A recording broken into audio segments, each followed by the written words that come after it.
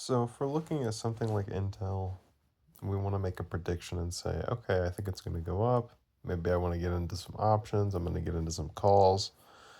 We're going to pick a date and we're going to get a little slice of predictability. And we can see that we can build a grid that shows our payout.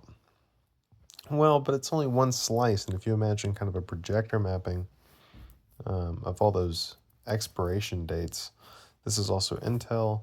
You can see the previous price history. Um, According to future options information, we can show the predicted future price of the underlying.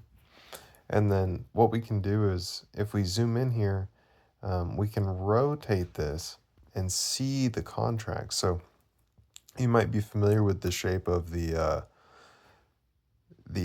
calls and puts curves.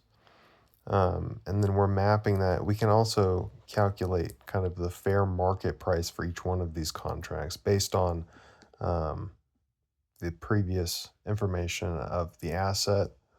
Um, so we can model kind of where the market is pricing things versus where the math is pricing things.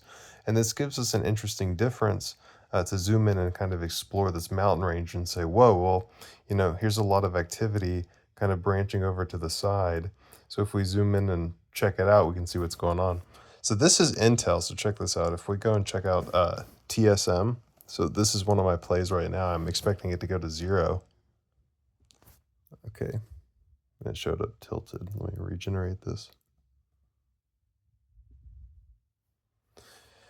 So TSM, you can see this is the previous price history. This is 0 index, and you can see that within 1 standard deviation, options are predicting that kind of it will move within this range. Within 2 standard deviations, you can see this teal color, and then 3 standard deviations.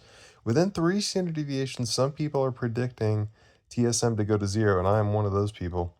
So if we zoom in on it here and then kind of turn it sideways, we can begin to see what it looks like on all those contracts here. And how crazy is that? I just think it's so dope. So that light green mesh is our calculated fair price. So if I just wanted to show you guys calls, then I could show you kind of the calculated fair price of the calls is that green mesh, and then the actual market activity, the contracts. So you can see where people are getting interested here. So cool.